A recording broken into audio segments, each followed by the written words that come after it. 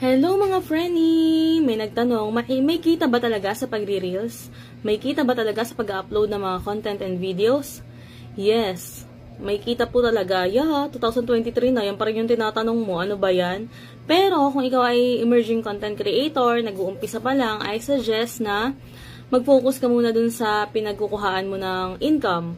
At itong pagre-reels ay sideline mo na lang muna. Kapag kontento ka na dun sa earnings mo na ibinibigay ng Meta or ng other platforms, saka mo siya i-full-time. Kung hindi ka pa naman ganun kalaki yung kita mo dito sa pagiging content creator, focus ka na lang muna sa trabaho mo. Saka ka na mag-focus dito kapag ka talagang boom na yung iyong social media platform.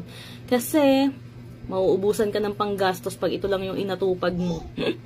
Yun lang mga frenny. Piece of advice lang from Koreanong Pango. Abu!